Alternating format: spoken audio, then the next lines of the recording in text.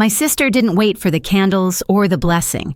She stood up at Dad's birthday dinner, lifted her glass, and said she was the only one with bank access loud enough to turn every head sharp enough to slice the room in half. No whisper, no hesitation. And everyone smiled like her brag was something to be proud of. Dad didn't. His hand shook barely, but I saw it. I didn't argue. I didn't correct her. I just held the weight of the bank's earlier call and realized our family was seconds from breaking open. Tell me, what would you have done, May?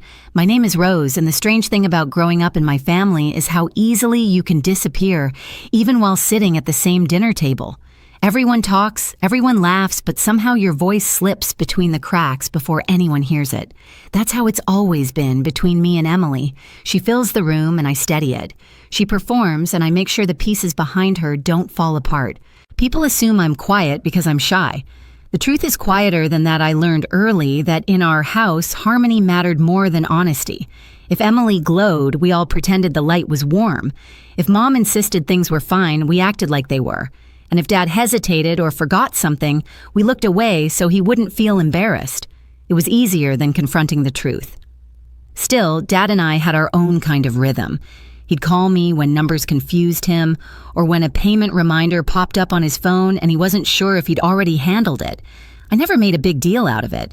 I'd just stop by after work, help him sort through a small stack of envelopes, drink tea in that old Denver kitchen, and leave before anyone labeled it favoritism. In our family, even kindness had to be quiet. But sometime last fall, I began noticing moments when Dad's certainty slipped. Not dramatic episodes, just a pause too long, a forgotten detail he would have nailed before a question repeated shortly after being answered. When I tried mentioning it to Mom, she brushed my hand and said, "He's tired, Rose. Don't start worrying." Emily echoed the same thing. If Emily decided it wasn't a problem, suddenly it wasn't allowed to be. Then the bank called. I was reviewing budgets at the office, surrounded by the familiar hum of printers and low conversations, when a representative asked if I could verify recent activity on Dad's account. At first, I thought it was a routine check. Then she described the withdrawals, several large amounts spaced too close together, and asked whether Dad had approved an additional card request linked to his account. When she told me the request came from someone in the family, I didn't need her to finish the sentence. I asked for time to look into it. She agreed. The call ended, but the weight of it didn't. I planned to speak to Dad privately before his birthday. I rehearsed how I'd bring it up gently without making him feel cornered.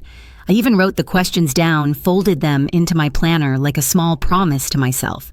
But life rarely gives you the perfect moment you hope for.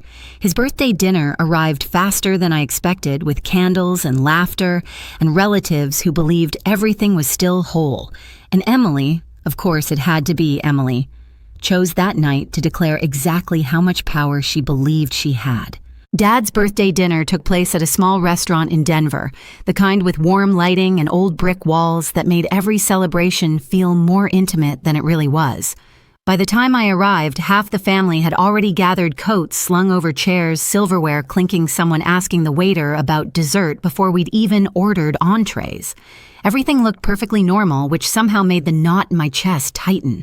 The bank's call still pulsed behind my ribs, but I tried to shove it aside long enough to let Dad enjoy his evening. He looked good that night. A little tired, yes. His shoulders held a heaviness I didn't remember from past birthdays, but his smile was genuine when he hugged me. He asked if I'd remembered to bring the candles he liked. I had. I always did. It was one of those tiny details he counted on me for, the kind no one else ever noticed until it went missing. Emily breezed in 15 minutes late, wearing a sparkly dress that made everyone turn to look at her. She apologized dramatically, as though she'd come straight from saving the world, and Mom clasped her hands like she was greeting royalty. The difference between how they welcomed her and how they greeted me was subtle but sharp enough to leave marks. I wasn't angry, just reminded. During appetizers, conversations circled around vacations, work stories, and whatever home projects people imagined they'd get around to someday. Dad laughed a few times, but I caught the moments when his eyes drifted, searching for a thread he'd lost. When he leaned toward me and asked what we'd just been talking about, something simple like Emily's new side table, I answered quietly, hoping no one noticed. Mom noticed enough to frown at me, not at the situation. Then the shift happened. Emily tapped her glass with her fork, 3 light chimes that silenced the entire room. She stood up, smiling like she'd been waiting her whole life for this cue. "I want to make a little toast," she announced, placing a hand on Dad's shoulder as though she'd always been the one carrying him. Dad looked up at her, puzzled but polite. Emily lifted her glass higher. "Most of you know I've been helping Dad with his finances lately." A few relatives nodded. Mom even murmured something appreciative. Emily continued, her voice bright and proud. "And now I'm the only one with bank access. So no worries, Dad's completely taken care of." The room reacted exactly the way she wanted. Smiles, soft laughter, a few raised glasses, the kind of approval that always seemed to fall into her lap. But Dad didn't smile. His jaw tightened almost imperceptibly, and something inside my chest cracked. Everyone smiled, and none of them had any idea what those words meant. Not really. They didn't hear the uncertainty in Dad's voice when he'd asked me last month how to check a balance he'd already checked. They didn't hear the bank representative questioning unusual withdrawals. They didn't see the paperwork Dad had signed naming me the second safety contact. But I saw all of it playing behind my eyes like a warning. Emily basked in her moment. Mom dabbed her eyes like she'd been moved. And I sat there, pulse steadying into something cold and clear. I wasn't going to stay silent anymore. The applause after Emily's toast faded quickly, swallowed by the restaurant's soft music and the clatter of plates being cleared. But the silence between Dad and me lingered thick enough to taste. He avoided my eyes, studying the wrinkles in his napkin like they might offer him a way out of the moment. I knew that look, not confusion exactly, but the fear of it. The fear of not remembering what everyone else insisted he had agreed to. When dinner ended, people lingered near the door, hugging, laughing, promising to do this more often, though we all knew we wouldn't. Emily soaked up every compliment like sunlight. She didn't glance at me once. Maybe she thought I was too insignificant to threaten her version of the story. Or maybe she'd already decided Dad's account was hers to manage consequences, be damned. Outside, the Denver air was crisp, the kind that wakes you up whether you want it to or not. I wrapped my coat tighter and waited while Dad slowly made his way toward me. Mom hovered beside him, smiling too brightly, as if her expression alone could hold the entire family together. "You didn't say much tonight," she said. Her tone wasn't curious, just edged enough to warn me not to stir anything. "I didn't have much to say," I replied. And that was true. Not yet. Emily finally stepped outside, her heels clicking against the pavement. "Thanks again for tonight," she told Dad, looping her arm through his. "I'll swing by tomorrow to sort out the rest of the paperwork." Dad stiffened. It was small, but I felt it like a vibration under the ground. "What paperwork?" he asked. I watched a flicker of irritation cross Emily's face before she replaced it with a soft smile. "Don't worry about it, Dad. You already signed everything." "Signed what?" he repeated. Mom interrupted quickly. "He's tired. Let's not make him go through details now." But I couldn't ignore the unease curling through me. Dad's uncertainty wasn't a one-off moment anymore. It was becoming a pattern, and Emily was counting on it. She needed him confused, needed him quiet, needed everyone else believing she was simply helping. I walked them to their car, promising I'd stop by the next day. Mom looked relieved, like she expected me to smooth over whatever tension remained. Emily didn't look relieved. She looked annoyed. She didn't like when I was involved, especially in things she wanted to control. When I got home, I turned on the smallest lamp in my living room, the one that cast a warm circle over the coffee table. I pulled out the folder Dad kept in his drawer, policies, statements, payment logs, and spread them across the table. It didn't take long to find the inconsistencies. Withdrawals too close together, notes in Dad's handwriting that didn't sound like him, a request form with Emily's signature where his should have been. My hands didn't shake. I wasn't overwhelmed. I was strangely calm, like my mind had already decided something before I consciously realized it. This wasn't a misunderstanding. It was a pattern, and patterns break only when someone refuses to look away. I leaned back, staring at the papers lit by the soft lamp, and felt something inside me settle. The truth needed a place to land, and it wasn't going to wait another day. The next day felt strangely quiet, like the hours were holding their breath. I drove to Dad's house just before noon, half expecting Emily's car to already be in the driveway. It wasn't. The absence should have comforted me, but instead it made my pulse tap faster. Emily loved getting ahead of me. If she hadn't shown up yet, it meant she was planning something bigger than a head start. Dad answered the door slowly, leaning heavier on the frame than usual. His eyes lit up when he saw me, but there was tiredness there too, like he'd wrestled with thoughts he couldn't untangle. Inside, the morning light fell across the kitchen table where a half-finished cup of tea cooled beside his glasses. He gestured for me to sit, rubbing his forehead as he lowered himself into the chair opposite me. "Rose," he said, "did we talk about something yesterday I can't quite remember?" My heart squeezed. Not because he forgot, but because he knew he forgot. That awareness was a wound in itself. I kept my voice soft. "We didn't really get the chance to talk, Dad, but we need to now." Before I could continue, a car door slammed outside. Emily's heels clicked up the walkway. Mom followed her, carrying a folder thick enough to make my jaw tighten. They walked in without waiting to be invited the way people do when they're convinced they belong more than you do. Emily's smile was too bright. Perfect timing. I brought the rest of the documents Dad needs to finalize. Finalize what Dad asked, eyebrows pulling together. She ignored the question. Mom didn't even look in my direction. I rose slowly. "We're not signing anything today." Emily turned toward me, her expression flattening. "This doesn't concern you, Rose. It concerns Dad," I said calmly, "and the bank." The room snapped to attention. Emily froze mid-step. Mom stopped rustling the papers. Dad looked from one face to another, unsettled by the sudden shift. "What are you talking about?" Emily demanded. I reached into my bag and placed the printed statements on the table, withdrawal notes, the attempted request for a secondary card. Dad stared at them as if they were written in another language. "I got a call," I said, keeping my voice steady. "They flagged these payments. They thought something might be wrong." Mom bristled. "You should have come to us first." "I was going to," I answered. "But last night changed things," Emily scoffed. "Oh, please." "Because of a toast, you're so dramatic. You said you had full bank access," I replied, "in front of everyone." "Because I do," she shot back. Dad's gaze whipped to her. "Since when?" Emily faltered.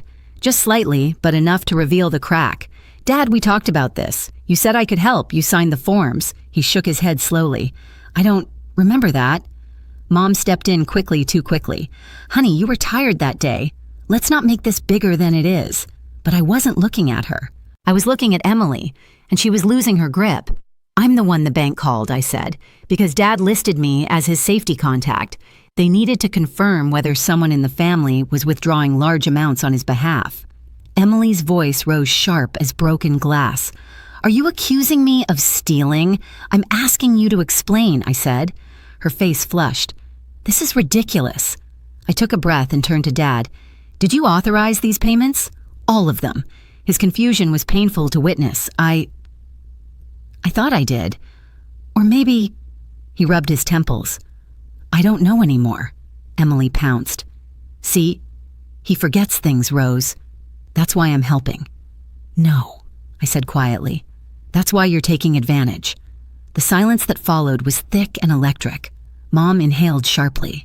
Emily's jaw dropped open, her voice exploding into a pitch I'd never heard from her. Called about what? It was the same tone she'd used the night before, but this time there was no audience to charm, just truth, cornering her from all directions. "About irregular activity," I answered. "About a request for a card in your name. About withdrawals Dad didn't confirm." Dad stared at Emily, eyes wide with something close to fear.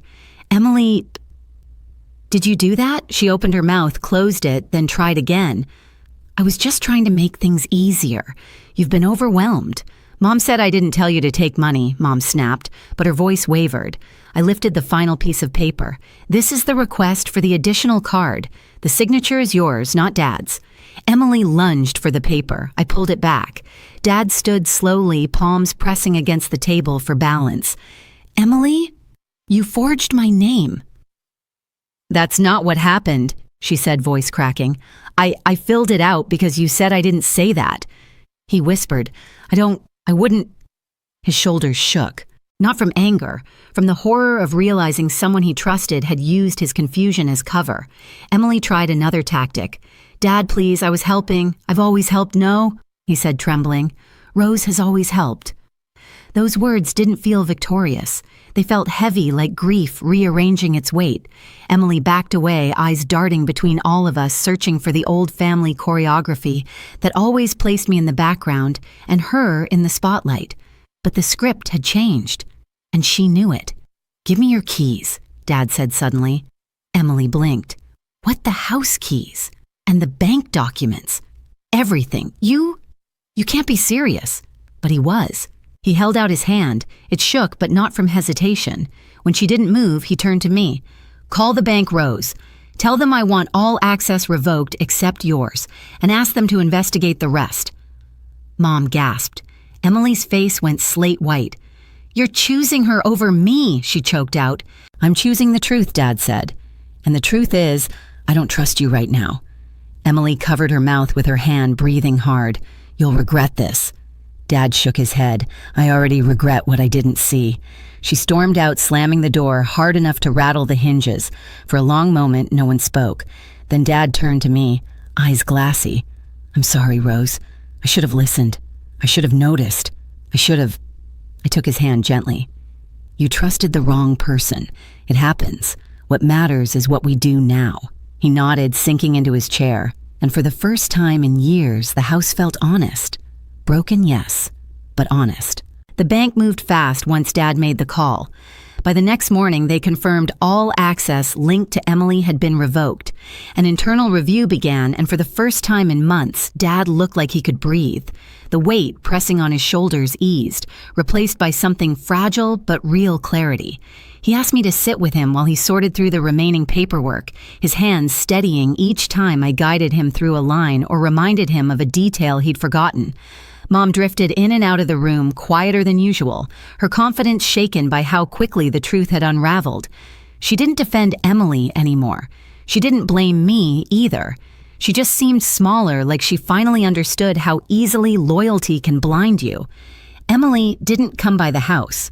She sent one short message to Dad, nothing angry, nothing apologetic, just a clipped line saying she needed space. He read it twice, folded the phone face down and whispered, "Space is good." In the quiet that followed, I felt something shift. Not triumph, not revenge, just the steady thrum of a family beginning to rebuild on ground that no longer tilted beneath our feet. In the weeks that followed, Dad and I settled into a new rhythm, slower, gentler, honest in a way our family hadn't been in years. We didn't talk much about what happened with Emily. Some wounds don't need retelling to be understood. But he trusted me fully now, and that trust felt like the beginning of something steadier than forgiveness. If you've ever had to protect someone you love from the people closest to them, tell me your story in the comments. And stay with me, there are more stories coming.